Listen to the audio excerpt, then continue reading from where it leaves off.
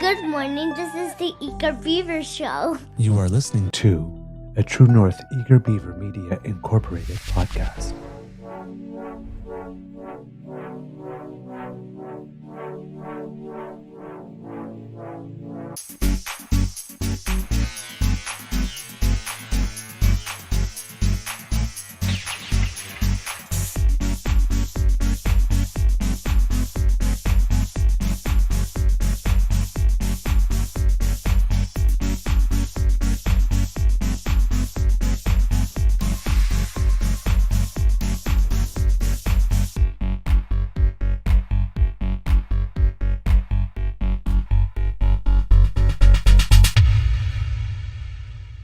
The True North Eager Beaver podcasts are proudly brought to you by our founding sponsors, the Misfit Mysteries from Corvid Moon Publishing, your source for science fiction, fantasy, and cozy mysteries featuring a broad diversity of characters. CanadianTarot.com, your uniquely Canadian online eclectic tarot community, and the Peppermaster, hot pepper sauces made from farm-fresh ingredients to thrill your taste buds and expand your mind.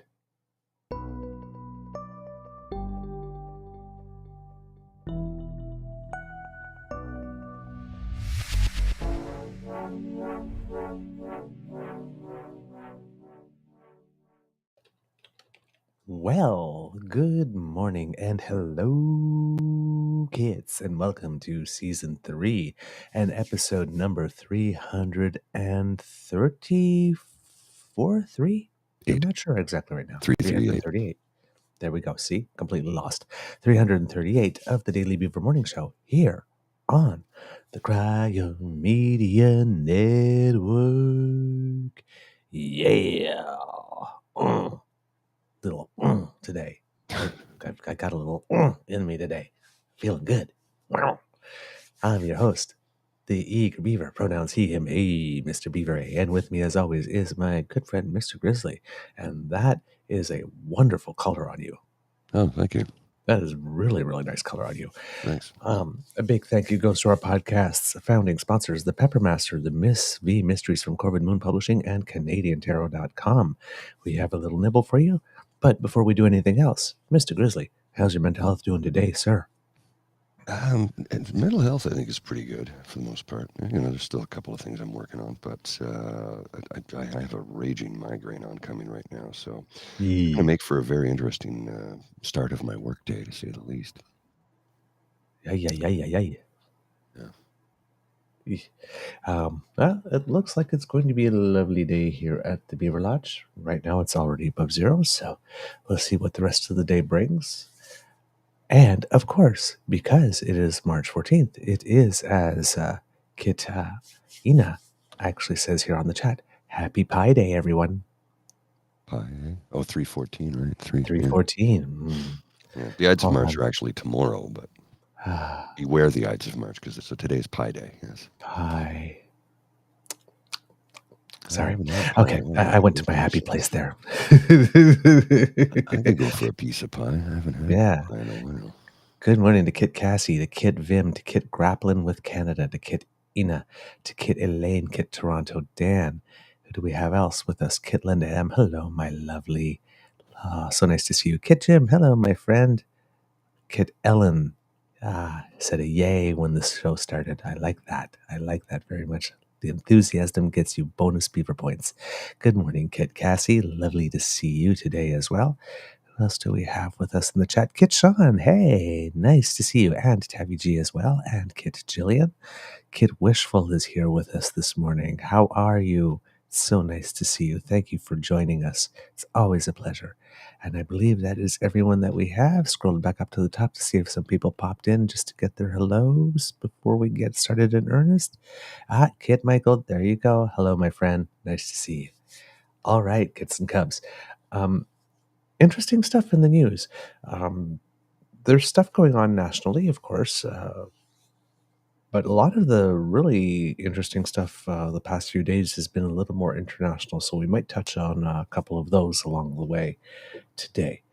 But one of the big stories this morning, other than something having to do with the Prime Minister, which we will show you. I don't know if you have the clip already. Nope. All right, then I will look for it. Yes, and go Team Heron. By the way, for those who don't know, our curling club here in Kingston is hosting the Ontario Senior Provincial Curling Championships. And you'd think like, oh, well, senior curling, you know, who needs to go see that? But when we looked at the list of the teams that were there, Alison Goring, past winner of the Scotties, Sherry Maddaw, another person that's probably, if not already in the Curling Hall of Fame, will be. Um, with the men as well. I can't remember all of them off the top of my head, but there are a lot of big names, people that we saw on television at the Briar, at the Scotties, at the World Championships, many, many times who are coming. So it's not just some club play. Yeah, Mike Harris, the other Mike Harris, not the guy who used to lead. Not the former provincial premier. Yes, not the former provincial premier. Oh, and yes, Mr. Heron represents our club. And it seems, according to Michael, that he thumped Mr. Harris, who I believe is a past Briar winner, if I'm not mistaken. So some good curling. I'm going to be checking some out over the course of the weekend when I have the chance, because, you know, it's good to support our athletes at all levels. We often only see the people when they're at the Olympic level, because that's where the biggest glory is, or at the pro sports level. But there's masters level sports and all that other type of stuff as well, and senior sports, and you know, and even in curling, there's super seniors or so, and there are world championships for all of them too, you know. So, but they just don't get the big TV contracts. But there's a lot of people who are still athletes, well into their 50s and 60s, and representing Canada on the world stage, and they deserve to get some highlight and profile too, especially since they're really doing it for the love of the game and pretty much not for glory or money. Like, there are very few people that win the World Senior Championships that get on a box of Wheaties. Just saying. All right. Oh, and since we are speaking of curling, we might as well say it. We thought it would come out eventually, and it did. At the Scotties, the day before competition started, it was deemed that the lead for Team Canada that was in the pool, her name is Brianne Harris, was deemed ineligible. And then Curling Canada went radio silent, as did her team, as did Brianne Harris. Mm-hmm. We always thought that it was very weird because it was bad PR. It seemed like to leave everyone to speculate.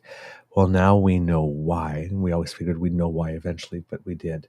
And Devin Haru has done some very, very, very good work on this throughout the whole championship. He was asking and going to every source he possibly could, and everybody was tight-lipped. And he said, you know, guys, I'm really trying to get the story for you, but it's like hermetically sealed. I really can't, but I'll stay on it. And it seems that Brianne Harris was provisionally suspended for up to 4 years after testing positive for a banned substance called ligandrol. Or ligandrol. I've never heard of it before. I had heard of it before, but it had been a long time ago, and so I'm not quite exactly sure how you pronounce that. Yeah, I've never heard of that one before. Yeah. No, apparently it seems that the A test result came back shortly before it started, and when they do tests, they take an A sample and a B sample, and if the A sample comes back positive, then they take some time to test the B sample, and then that happened, and during that entire time, for the benefit of everyone, they remained tight-lipped and silent in case the B sample came back negative, and then there would be nothing more to say, because you don't want to drag somebody's reputation through the mud there. According to Brianne Harris, she says, I was entirely shocked and devastated when I became aware of my positive test results. As someone who does not take any supplements at all and even hesitates to take Advil or Tylenol, I was in disbelief that this could happen to me. I was crushed that I could not play in the Scotties Tournament of Hearts and help my teammates defend our title. My goal now is to resolve this as soon as possible to preserve my Olympic dreams. It would be unbearable to have that in jeopardy over no wrongdoing in my part. Now, ligandrol is banned by the World Anti-Doping Agency. It is used to increase energy and muscle growth, and people will turn around and say, well, curling, right, what do you need that? Well, in today's curling, with arena ice, the way that it is, a lot of people will throw rocks that are relatively slow and what they call giving it to the sweepers, and a lot of sweepers will do end-to-end sweeping on these rocks, and we're talking about hitting a target that's 126 feet away Right. when that rock is launched. So the amount of pounds per square inch that someone can put on a sheet of ice when they're sweeping really, really matters, particularly now that they allow directional sweeping, because back in the day when I was learning, you could only sweep the front of the rock.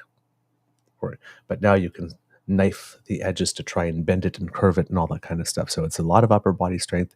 It's a lot of not aerobic cardio, but anaerobic cardio. So short bursts of really, really high cardio. Michael is on my team, my Tuesday night team, and we can tell you that when we're sweeping a rock end to end and we're really pounding that, by the time you get to the other end, your heart rate's at over 150 beats a minute. And then you have to bring it. If you're sweeping and then throwing the next rock, then you have to bring it way down. It's almost like biathlon athletes. They're cross-country skiing, and then they get to the shooting target, and they have to bring the cardio rate really down to be able to hit that target. That's the same thing here. So the amounts of pound per square inch, that's why when you're watching some of the men playing curling, you're watching them more and more of them are getting buff. Yeah, they're hitting the gym and doing weights. Yeah. And making sure that you keep and then the other thing is, those triple and quadruple takeouts are not happening on their own. So the amount of leg drive that takes when you're pushing out of that, and then to maintain your core balance. So, stamina and strength is a part of curling, whereas back for, people will show us curling in 1972 with people cigarettes in their mouths as they're throwing the rocks, right? So it really is much more of a sport now. Now, the thing with ligandrol is that, unlike other performance-enhancing drugs, it actually is transmissible through bodily contact. Oh, really? So somebody could have... Yes, and also bodily fluids. Of this a couple of years ago in Canada, and I believe it was one of our paddlers, a canoe star, named Laurence Vincent Lapointe, who I believe was a world champion in canoeing at the time that they were getting ready for the Summer Games in Tokyo, or had been. And, she said that she was ready, and then she all of a sudden faced a 4-year ban because she was found to have trace amounts of ligandrol in her system after failing an out-of-competition doping test last July. Ligandrol is an actual authentic product, however, medically approved product. It's used to treat conditions such as muscle wasting and osteoporosis, and has considered to have effects similar to anabolic steroids. So it's not just like a pure steroid. It actually is a legitimate drug that is used for things. Now, Vincent Lapointe was cleared in time for the games. And it seems that in her case, it was her partner who had started taking it through some types of supplements. And it seems that, no way to put it delicately, but exchanges of bodily fluids, such as semen, sweat, and saliva with her boyfriend, made it so that they were able to find trace amounts in her body. So he was on the jack, but she wasn't. She wasn't, and apparently she didn't know that he was. And then apparently when he found out that she was having trouble, he sort of kept mum about it first, and then eventually they found what it is. With they provided a hair sample from a certain period of time, and there was traces that they could be detected in the hair sample. And then they went and tested the supplements that he was using, and sure enough, the ligandrol was found in that substance. It says here the former boyfriend later admitted also to using another substance, SR 9011, which he had hidden. A large amount of this prohibited substance was found in the SR 9, the sample during analysis. So she said, finally, he admitted to me that he had taken it in the evening of July 25th before soccer practice, and Laurence was tested on the morning of the 29th. Okay, so, yeah. So, 25th, perhaps had bodily contact of some kind. So she was found to be innocent in the end? Yep, and she was allowed to compete at the Tokyo Olympics. So hopefully, it'll be a similar situation here, because often when it comes to, in Canada, we're in a unique situation, right? Because we had the whole Ben Johnson thing. It's like, no, I didn't do it, and then everybody wanted to believe him at first, and then they kept on doing tests, and then at one point he got over his ban, and then he started competing again, and whoops, he did it again. Right. And then we have like the Lance Armstrong thing on the whole international scene. No, I never did it. I swear to God, up and down. And then X number of years later, oh, well, I kind of did it. So most people, when they hear, go, oh, I don't know how this drug got in me. Somebody must have spiked my drink. We tend to be a little more skeptical about that in Canada because we have a history of having placed our belief in people who did not deserve to have our belief. But it seems that with this particular drug, we probably might be a little well served by giving people a little more benefit of the doubt here on this one, because it has happened before and it has happened in that way. So, yep, for people who are wondering, that's the story with Brianne Harris. Hopefully they'll be able to clear up what the source of contamination is, and that she'll be able to have her status reinstated, because Olympic year is 2026, so it's coming up. Yeah, it's this 2 years. 2 Yeah, years away. 2 years away. So fortunately, she has enough time for that to clear up. Oh, that's Winter Olympics. Sorry, yeah. Yeah, the Winter Olympics. Summer Olympics are... Yeah, because Paris Olympics are this year. Exactly. And a little Summer Olympic note, it seems that the Olympic flame, because there's the whole torch relay happens, is going to be starting, I believe, on March 8th. I think, no, not March 8th. That can't be right, because March 8th is already passed. Is set to arrive in the city of Marseille on May 8th, and will be at the City Hall in Paris on July 14th, which is Bastille Day. Right. So that'll be interesting over there. And of course, a lot of our athletes are getting ready to compete there, and we wish them a lot of luck. Now, how do we put it? There's news.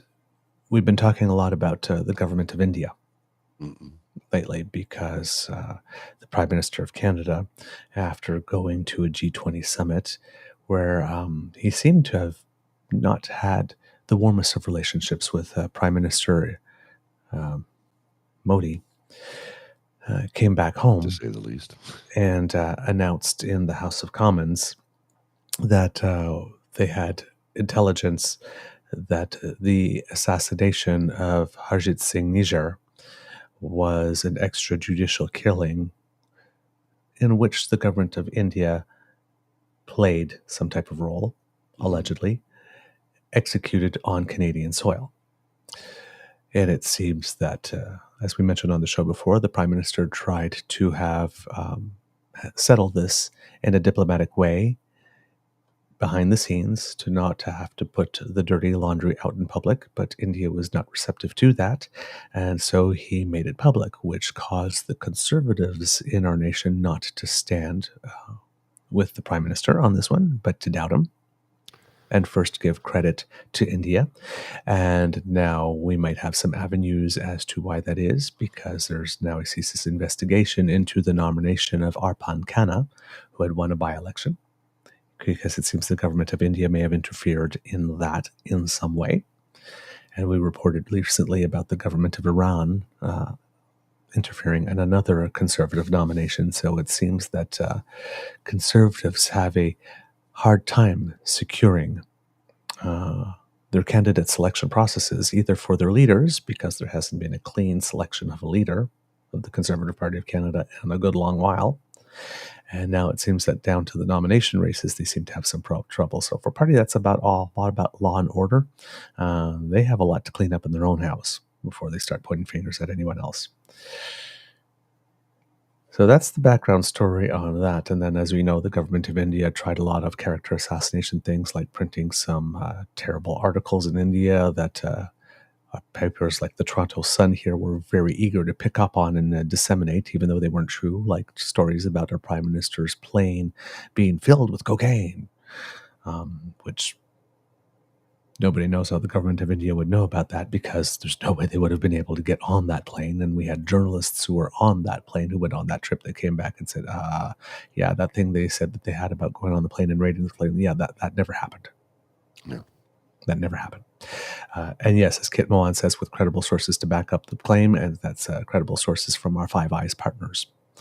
Because as we know, when we talk about the Five Eyes, basically, they take their intelligence that they want to share with the other ones and they put it up somewhere. It's sort of like this library that everybody else could consult. And when that came along, some of our partners, I believe Australia and the United States in particular, put some information up there and said, yeah, what Canada's saying is true. And then later on, we found out that through the United States that they actually have a court case going on, because there's been a plot to do that on American soil as well, which had been foiled. And it had been foiled in part because of what Canada did by blowing the whistle on that. Right. So by the Prime Minister, who had been criticized by the Conservative Party of Canada, actually turned out to be a little bit of an international hero by doing that, because who knows how many other lives would have been lost in the United States. Yeah, it's tough to say that we don't know, but by the sounds of things, certainly would have been a great deal more. Yes. Well, the other day, one of our nation's most respected investigative journalism programs, the Fifth Estate, had a special episode having to do with everything that's going on with regard to this. And I can't remember the title of it for the life of me. But hang on, I got it here. Oh, darn. Inside an alleged plot by the Indian government to kill Sikh activists in Canada, the Fifth Estate. There we go. And, well, it seems that the government of India got word of the fact that the episode was created, of course, and that the Fifth Estate put it on their YouTube site, and the government of India didn't quite like that. So they picked up the phone and they called YouTube, and they had one of these nice social media operation you have here in our country of over 1 billion people. Sure would be a shame if you couldn't do business here anymore, wouldn't it be? Conversations, which has caused YouTube to block access to that episode within India. Because, transparency in the government is paramount. Jesus Christ. I wonder if, Modi is Stephen Harper's IDU buddy. I wonder if old Steve-O suggested to them that they do that because of the fact that, it's pretty damaging. Yes, it is pretty damaging. Now, it seems that the Indian government has what's called an Information Technology Act that was passed in, I think, maybe 2000, or it's called Information Technology Act 2000. And according to one section of that act, the government has the power to, quote, intercept, monitor, or decrypt any information generated, transmitted, received, or stored in any computer resource. And such action can be taken in the interest of either the sovereignty or integrity of India, defense of India, the security of the state, friendly relations with foreign states, public order, or for preventing incitement to the commission of any cognizable offense relating to these, and investigating any offense. So all the things that everybody was claiming was in Canada's internet law, which aren't, actually are in India's. So yes, they are blocking access and making sure that nobody in country gets to see that. Of course, the Canadian government opposes this, and so do the people from the Fifth Estate. They say Indian law obligates X to withhold access, and the Indian government has also done the same thing on Twitter. has called them up and said, yeah, you have to block that in India as well. Yeah, it's all very suspect. Yeah, indeed. They just don't want anybody to know what they did, and what they did was not good. Yeah.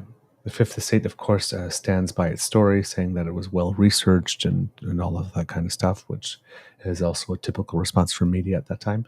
So we'll see what develops there, if anything.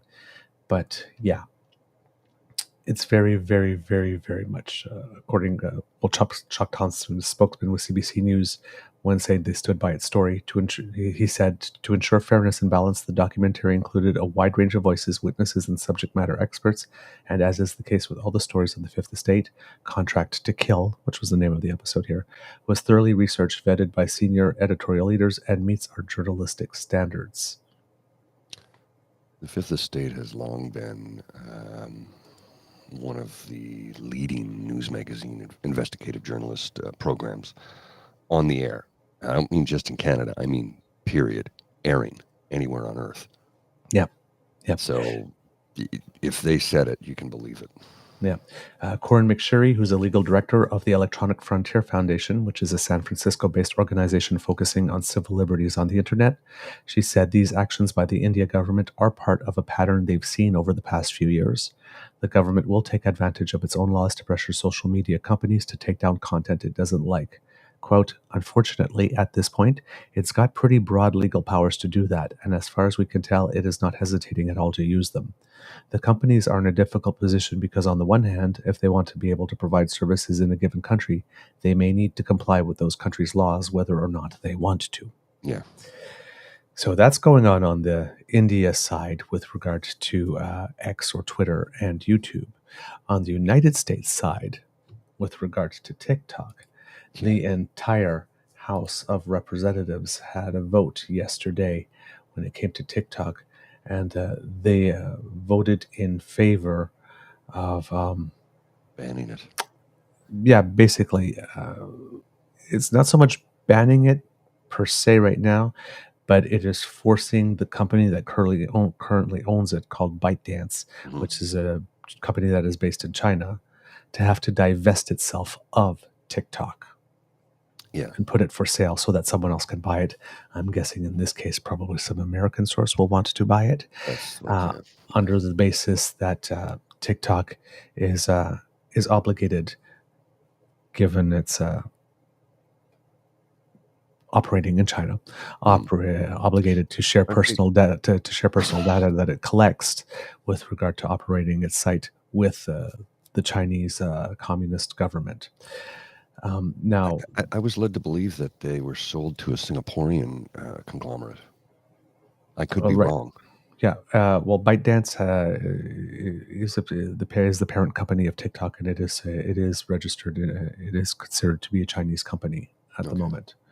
And they say that, of course, all the data they collect can pose a security threat.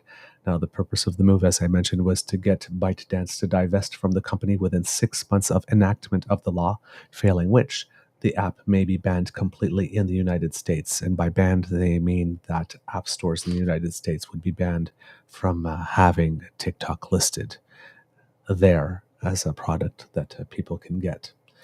Would that mean, the way that works out, though, does that mean if you already have the product, it's no longer going to work? Are they going to block access to it? Because I can see the ACLU getting all over them for that one. Yeah, well, that's what a lot of them are doing right now. They are, a lot of people are making the freedom of speech argument there. And the American government is trying to make the point that it's like, we don't want to restrict your freedom of speech, is we want to protect the seizure of your data. So, yeah, but things are about to get messy there, because China, of course, is the government of China is portraying this as Americans trying to steal their technology. Ring, yeah, ring, ring. Hello, Cauldron. Yeah, this is Kettle. Just wanted to let you know you're black. Okay, good chat. Okay, just making sure, just checking. Okay. Just checking. Yeah. Wow. I can't believe they're trying to steal our technology, said the Chinese government with a straight face. Or as best as it could manage. I can't even. I can't even. I can't Who would even. do such a thing? That's so terrible. Yes, terrible. Yeah, it's terrible. It's awful. Yeah. I can't People even. really shouldn't do that. Why is everybody looking at me? I don't know how to even. Like, good God.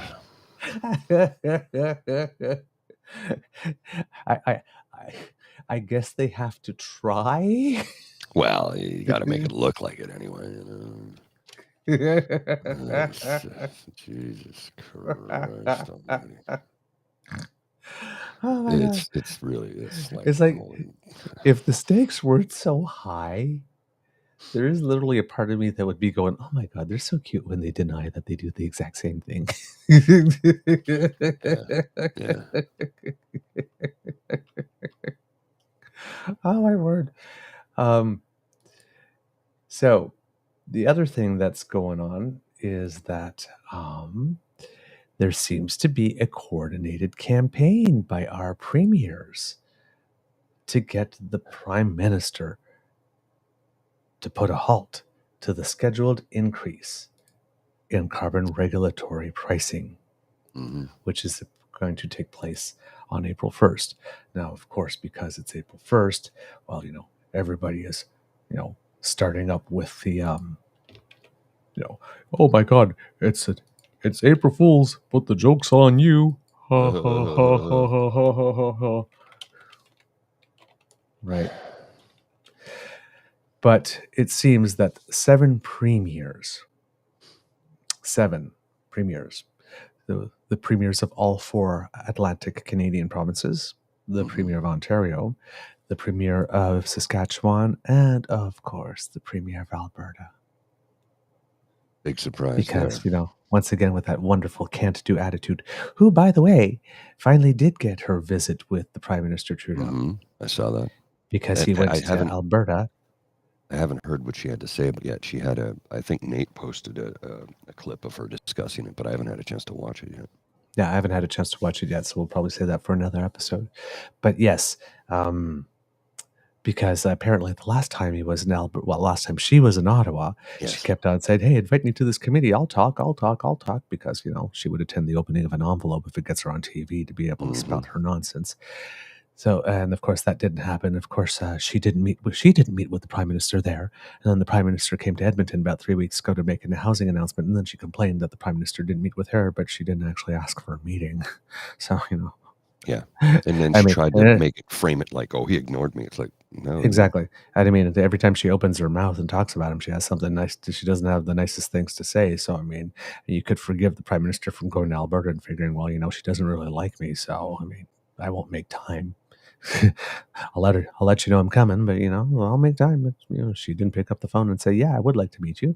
So now they finally are meeting, and they're talking a little bit. And because of course carbon date is coming, and all the premiers, well, we're in an affordability crisis, and they have to look like they're doing something. Yeah. So like Nova Scotia Premier Tim Houston.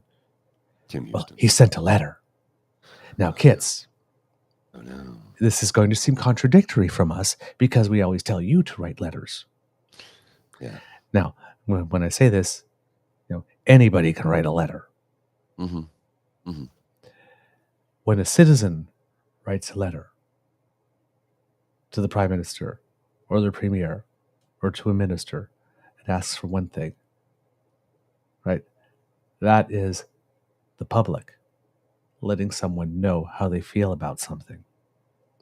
When the Premier, who actually has power to pass laws and make budgetary decisions, decides that their course of action is to write a letter, that's kind of weak. It's a PR stunt. When you write a letter, your letter's not going to actually necessarily be covered by the press. When you write a letter, you don't have billions of dollars in a budget to control and the ability to pass laws. to change situations. You do not have the ability to directly, materially affect the situation pretty much single-handedly. No, you don't. A premier does. That's the difference. So when a premier says, we have a problem, I'm writing a letter to the manager. Dear Manager of Canada, the carbon price... I don't like it. I want you to take it away. Right. So, again, as we mentioned, right, the whopping 2.86 cents per cubic meter of gas rise in the carbon regulatory fee, which is going to amount to about $1.02 has been calculated on a tank of gas on average. That is the thing that these 7 premiers are going all around Canada and all around their provinces saying, that's the thing that's going to make the difference between you putting food in your belly, making your rent, making your mortgage, and being able to heat your home. $1.02 per tank. Yeah, can you handle that? Can you handle that? Because, and if that were that hike was just canceled, everything would be great. Or heck, if they just scrapped it all together and you would save that 14 cents or whatever. Right. All 7 of them, in a coordinated fashion, wrote that letter. Yeah. All 7 of them are provinces in which the backstop applied. Mm-hmm. All 7 of them are provinces in which those premiers could do something with their budgets, because some of them are sitting on surpluses, to give money back to the citizens of their provinces to help them with the affordability crisis. But they choose not to.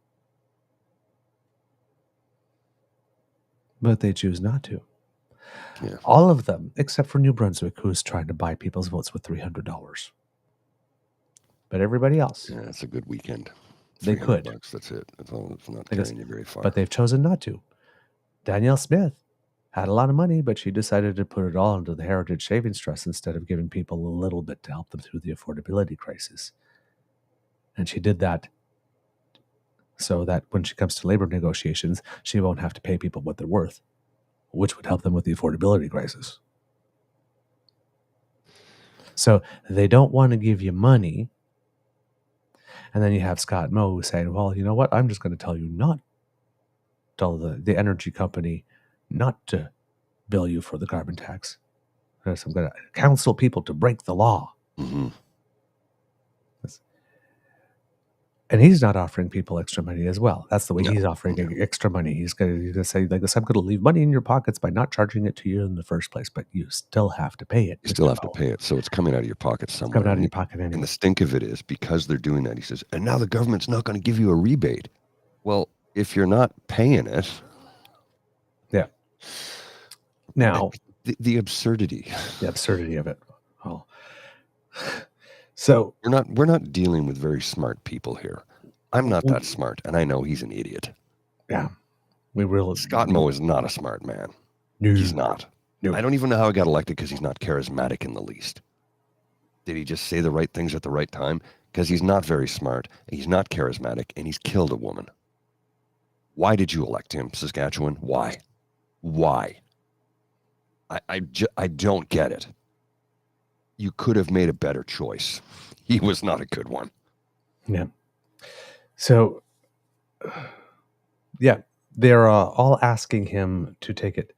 And all of these 7 premiers, like in a lot of these provinces, Ontario, for example, the carbon backstop was not going to apply until Doug Ford got in and scrapped the cap and trade program. Which was, well, the BC's had a carbon regulatory recovery plan in place for about a decade, I think. Before we had a national one, right? Yeah, long before we had a national one. So that's why it doesn't apply to them, right? Yeah.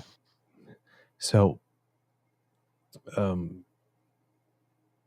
reason you have, if you live in Ontario, the reason for which you're paying the federal backstop is because Doug Ford scrapped the plan that was in place to make sure that you didn't have to pay it in the first place. So now he's got this issue that he can keep on bashing the federal government with, but you're paying it because he's forcing you to pay it. And then in many of the Atlantic provinces, at first, they had a program. And then there was a switch of government, such as was the case in Nova Scotia. And Tim Houston then turned around and said, you know what? Yeah, this is too hard. We're not doing it. Mm. Now, on one side, if all provinces wouldn't do it, we'd have one federal backstop for the entire country. It would apply across the country. It would be easier for businesses to handle Real because you simple. wouldn't have to deal with different things in different provinces, and different provinces wouldn't have to have their own bureaucracies, and it would be fine, and everybody would be clear on what it is. But the federal government wrote this law in such a way that said, you, the provinces, can avoid the backstop being charged to Canadians, and you can keep all the money within your province yourself to manage and direct as you will if you have an equivalent program in your province. And the province, it doesn't have to be a carbon tax. It could have been a cap and trade system. It could have been any other types of measures, right? So long as you met certain goals. Well, these 7 premiers are basically too lazy to do the bare minimum that is legally required to make sure you don't have to pay the carbon tax. So once again, when we say our premiers are the problem, our premiers have decided that it is easier for them to bash the federal government, saying, why aren't you doing anything to help with the affordability? Why aren't you reducing the carbon tax? I'm going to write a letter rather than actually sitting in a room and doing the hard work of developing a plan that makes sure that you don't have to pay it. They've just simply abdicated their job on this front. Which is not a big surprise. I don't know if you have the clip ready, Mr. Grizzly? I do indeed. The Prime Minister, borrowing a little page from, I think maybe all this talk about from Mulroney, having tried to do big things like the GST and the Charlottetown Accord, whatnot, even though some of these things were unpopular. Think some of that may have poured into this reply.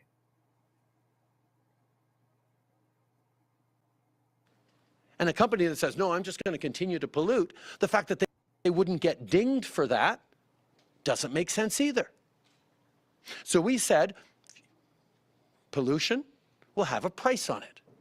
But more than that, we know there's a lot of families across this country who don't have huge amounts of choices in terms of, oh, I'm just going to buy a much more fuel-efficient car. I'm going to replace my roof or my insulation or my windows. That's a hard investment to make. So we wanted to make sure that people who continue to not be able to change much in their behaviors would get that money back. And that's what we do with the price on pollution. But think about a family that does decide, oh, okay, you know what, we can get a slightly smaller car, or we're going to replace our windows, we'll go for the slightly more fuel-efficient windows.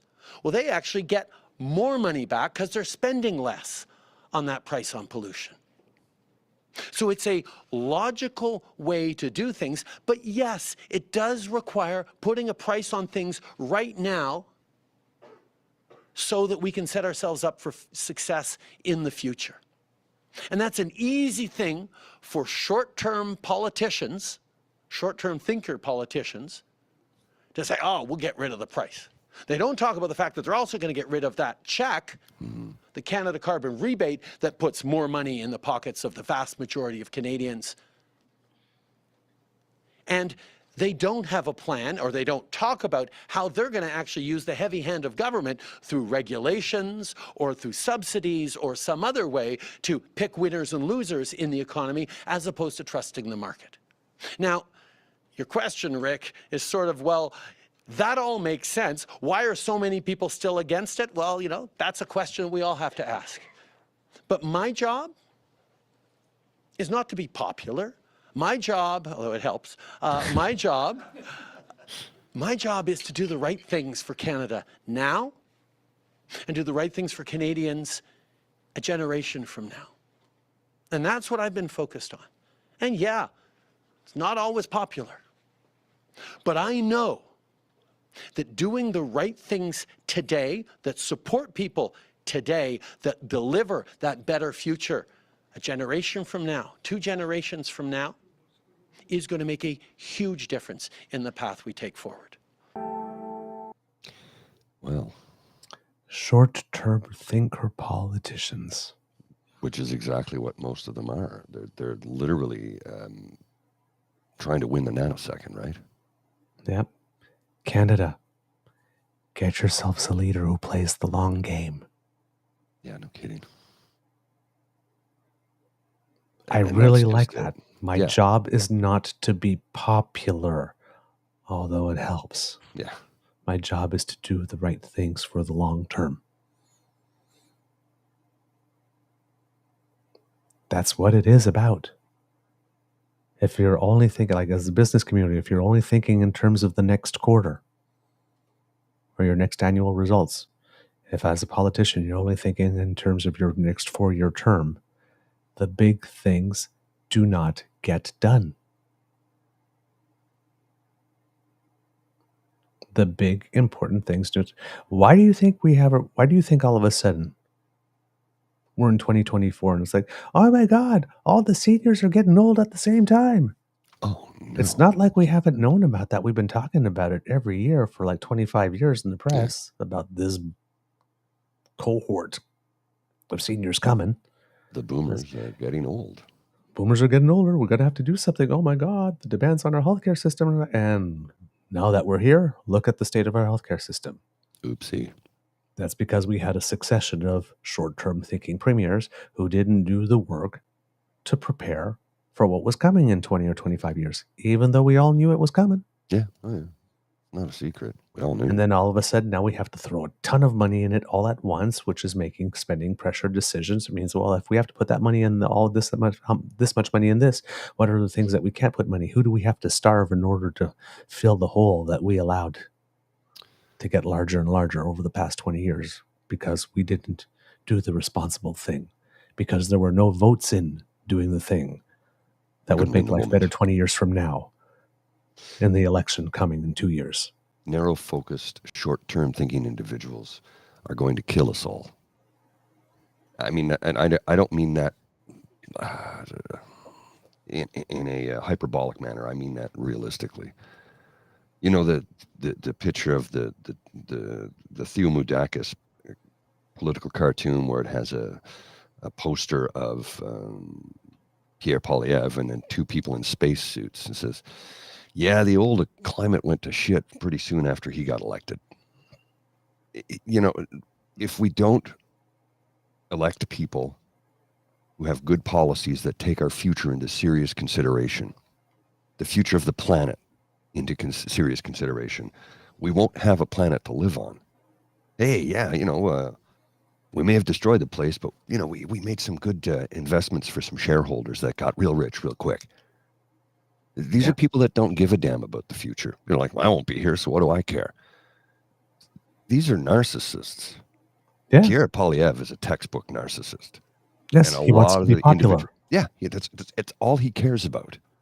He does not want to govern. He has no plans, no platform. He has no idea how to do a damn thing. All he does is yes, no questions, annoy people, and lie through his teeth. He only cares about winning the nanosecond. Yeah. He thinks it is his job to be popular. Yeah. Not to govern. With regard to... If more and more people were actually listening to the Prime Minister when he speaks like that, and the interview he did with Ryan Jesperson, I think it would change a lot of hearts and minds across this country. Because even people who watched the interview with Ryan Jesperson who said, I don't like the guy, but you know what? He sold me. The guy actually does care about... And these are people who have never voted Liberal in their lives. Have seen the difference. It's like, wait a minute, this guy actually knows what he's talking about. He knows what he's doing. He's trying to help us. He's trying to build a better country. He's actually answering the question. Exactly. He's answering questions. He's not avoiding. And he's answering the tough questions. And he's not given the questions in advance. He just, you know, I got a very anxious pooch here. Sorry. That's all right. With regard to Premier Scott Moe, the Prime Minister said that failing to submit the carbon tax reports or pay the amounts owed could come with consequences, including fines and jail time. Quote, you can opt out of the Charter of Rights and Freedoms by using the notwithstanding clause, but you can't opt out of the Federation.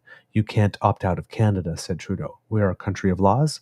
We are a country of rules, of responsibilities, and we expect people to obey the law. Exactly. You're going to go outside the law? Well, congratulations. You're a criminal. You just broke the law. Yep. There will be consequences. So there you go. Very, very, very important. It's the Prime Minister has stood up. I don't think that there is going to be any backing down on this. And while all the Conservatives keep on trying to frame what was done on home eating oil as the Prime Minister backing down or caving, remember that had the Prime Minister only announced a suspension for 3 years on paying carbon regulatory fees on home heating oil, and that was the end of the announcement, they would have a point. But that announcement came with the second part, which was subsidies to help people make the switch from using that source of fuel, which is among the most polluting with regard to GHG emissions and the most expensive, with heat pumps, which are basically as close to zero carbon emissions as you can get. And because you're not having to pay the cost of the actual gas, and because you're not having to pay the carbon surcharge on the price of that gas, results in permanent savings. So permanent financial savings and permanent GHG reductions. If the program didn't include the second component that would help people switch over to heat pumps during that 3-year period, then it would simply have been him caving. But he's trying to get people to make a switch permanently to realize permanent GHG reductions from housing. That's what makes it different. So just like they never talk about the rebate when they're talking about the carbon price, they never talk about the heat pump program when they talk about the action that he took on heating oil. And that's why they always frame it as being something he did to help Atlantic Canadians, as opposed to the truth, helping all Canadians, wherever they live in Canada, who happen to use home heating oil. It is the type of energy being used that got the discount, right? Not the place where. Yeah, but they have to ignore that because the truth gets in the way of their artificial narrative. Yep, absolutely. But that's why they're doing that. So you have to be careful. These are little subtle nuances, right? Which is very easy to torque and twist in a 15 to 30 second soundbite. But if you actually know how the law works, and trust me, all of these people know how the law works, because in order to be able to twist and torque like that, you have to be able to understand it, to know exactly where to twist and torque. Oh, yeah. Yeah. So there's none of these people that are turning, well, maybe they just got it wrong, or maybe they mean, no, they don't. They don't. They understand the law and how it works perfectly. These are not people, oh, gee, why are they so dumb? Why do we still have to explain this to them? Because they are paid to not understand. Their financial and political future, according to them, depends on them not understanding. Or creating the illusion that they can't understand, or creating the illusion among the people that this is just so much more complicated. What's the point of what's the point of taking the money in the first place? If you're only going to give it back to me, just leave it in my pocket. To create the price point pressure. Duh. So they forget to mention that part too. So they all try to pretend that I don't understand this. It's so complicated. Why would you do that? It just doesn't make any sense. It won't work anyway. Because we've been doing it for 3 years. It hasn't fixed carbon yet. Our carbon stuff hasn't gone down because we have to bend the curb. Because we didn't do anything for the 10 years previous either. And then the 13 years before that, because let's be honest, Chrétien talked a good game, but he really didn't do much. No, he didn't. So, just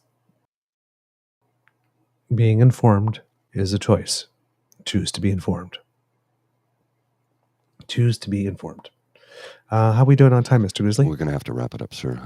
I got to take Miss Thang out, and then I got to get to the office. I didn't have time earlier this morning. I slept in a little bit, so gotta take her out so she can, Do what doggies do first thing in the morning. All right. You said doggy do. Picked up on that. Yes. A couple of quick hits. Over the course of this weekend, there will be elections in Russia. Of course, hey, I'm going to go out on a limb here and guess that Putin's going to win. I'm shocked. Apparently, there are opposition candidates. Oh, yeah. 3 have been approved by the Kremlin. And 3 of them will fall out of the windows sometime soon. They'll be defenestrated. Yeah. Yes.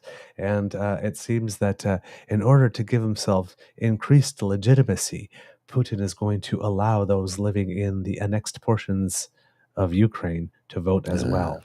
Interesting. Put See, vote they against, are Russian put now. vote They in all ballot voted box. for me. Yes. Yes, indeed. It seems that a lot of nations across the world will be having elections this year or next. United States being one, Canada next year. So, but there's going to be a lot of them. And it seems that the overall trend, according to pollsters, is that in all these countries, whether the government is from the right or from the left or somewhere else, seems to be that incumbents all over the world are in danger. So it's not just a Canada thing, and it's not just a premier's thing. 84 thing. major elections this year? Something like that. Yeah. It's a really, really big deal. Let's see. Do I have anything else with you quickly that I can put in there? No, nothing else. Everything else is longer. So we'll save them for another episode. Kids and Cubs. That's the end of this episode of the Daily Beaver Morning Show here on the Crier Media Network. We hope that you love listening to us because we love making this for you. Remember that sharing is caring and word of mouth is priceless. So please tell your peeps and poops all about us, because you have the golden tongues that let people know that we are worth listening to. And we thank you very much every time you do. We really do. If you would like to support us, you can do that thanks to the Ray Girl. She has sponsored our pod page. And if you go to our site, podpage.com/the True North Eager Beaver, lowercase letters with a hyphen between each one of those words, or if you scan that QR code that has just appeared under my chin, that will bring you there. And if you click subscribe there, when we have something fresh off the bandwidth, it comes directly to you. You will not have to miss an episode whatsoever. And if you'd like to support us in other ways, yes, Kit Elaine, right on time. Have a beyond awesome day, everyone. And remember to smash that button before you leave. And you can do that at the True North Eager Beaver Media Incorporated YouTube page, where you can click like, share, and subscribe and help us very much to get to, well, we're at 672 right now. So let's 693. See if we can get to 670. Oh, sorry. Yeah, no, Pardon? 672, you're right. Yeah, sorry. 672. Let's see if we can get to 675 by the end of the day. And I don't know. Let's can we get to maybe 700 before the end of next week? That'd be great if we could. That would be really great. So anything that you can do to help us with that, that would be great. And if you'd like to help us in another way, the squiggly right by Mr. Grizzly's head brings you to our coffee page. That's coffeeko-fi.com/eagerbeaver, lowercase letters, all in one word. And there you will find the Beaver Lodge Emergency Hydration Fund, where if you happen to have a little bit of money aside and you think that this product has value, well then, if you can leave a little contribution there, that helps us very much to produce this, pay our internet fees, pay subscription fees to things, helps contribute to new equipment. Mr. Grizzly had to get a new computer. So anything that you can do to help us with that, someone just scanned the QR code. Thank you so very much. We really appreciate that. That helps us a lot. Again, hopefully we'll be able to do some thanks on tomorrow's show because we have a longer show and we have a certain number of people to thank since we did it last time. So, we appreciate that very much. All the support that you give is important. The gift of your attention is the most important. If you want to write to us, our email address is truenortheagerbeaver@gmail.com. We do love to hear from you. And if you are listening to us on Apple Podcasts, please have some time, if you do, to give us a review or to give us some stars. We would really appreciate that. Someone else scan the QR code. Thank you so very much. I really appreciate that. Kit Shea asks, have you thought about starting a Patreon? We have, but not yet. I think that when we get to 1,000 subscribers on YouTube, there will be additional ads that will start appearing. And maybe at that point, it might be worth it for people who don't want to watch ads. But right now, we don't have actually any real additional bonus content or any value added that we can offer. We can offer that on YouTube right now, not through Patreon. Through YouTube, we can create, so you can subscribe to the channel, but then you can join. So when you join, which is different than subscription, we can create additional content for those who've joined. And then it's a monthly fee that you pay, like $2 or something like that. We can set, there's different tiers, tier 1, tier 2, tier 3. You can do that directly through YouTube. You don't have to go through Patreon for that. But we might consider Patreon as well. Anything's on the table. Yeah. But stuff like that. So, but generally, the overall core principle, however, is that if we're going to do something, because right now we're offering like this and we're working it for tips, but if we were going to do something more that we would ask people for an annual fee of some type, we'd have to be able to create some type of value added to go with that. And we're just ask people to pay to get the exact same thing. We'd have additional content, but we just right now we don't have the time to create the additional content. That's also the other thing. So it's more of a value for money proposition at this point, and value for your money proposition. We don't want to. We want to build community, and we want to some help and some assistance in that. But we also don't want to gouge you or start making. We don't want to shrinkflation you. Make you pay more to get the same favor or a little less. Ever going to do that. If you join like the membership thing, the Patreon thing, that's when there'll be additional content available. But we literally don't have the time to create additional content right now, unfortunately. I mean, 75 hours on average a week is what I'm putting in. So, between the day job and this. Yeah. So, we're doing everything we can right now to keep it rolling along. But once we get there, and merch is going to be forthcoming. I'm going to do a little bit of work this weekend to get some designs together and then discuss with some folks that can do what they do is that it's like a print on demand thing. So we don't actually have anything in inventory. It's like when you order it, they print it and send it to you, and then we get a portion of the sale. Yeah. Yep. Got Kit Ina going, there could be singing and dancing. Yes, there could. Yes, there could. I hurt myself today to see if I still feel. Oh man, I love you, Kits. You're wonderful and delightful, and thank you very much. What else? So we did all the ways that you could support us, because democracy is something that you do. Write those letters. Unlike premieres, those letters matter. All right. So do write those letters. Mr. Grizzly, do you have some words of wisdom for us, please? Honestly, I've been having a real struggle today just to get through the show because this migraine is really taking its toll on me. That's why I've been relatively quiet while I was doing some work in the background here today. So the only thing I can say is for migraine headaches, ice packs help. And that's about all I got. Yes, indeed. All right, Kits and Cubs, given that, I will tell you that it could be a tough world out there. So please be kind to and gentle with yourself. And as Kit Michael has just said right on cue, Mr. Grizzly, cue the cock. You are listening to a True North Eager Beaver Media Incorporated podcast. The True North Eager Beaver podcasts are proudly brought to you by our founding sponsors, the Misfit Mysteries from Corvid Moon Publishing, your source for science fiction, fantasy, and cozy mysteries featuring a broad diversity of characters.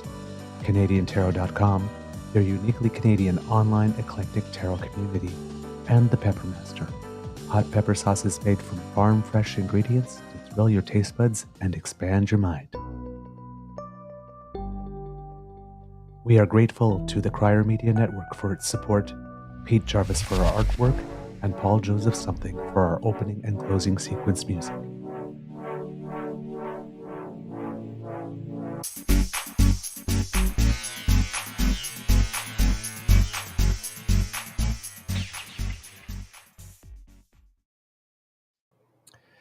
And for our Easter egg today, Kit Cassie, you asked, could you play Wab Kinew's speech on Rainbow Kids Support Yesterday in Manitoba Ledge on tomorrow's show?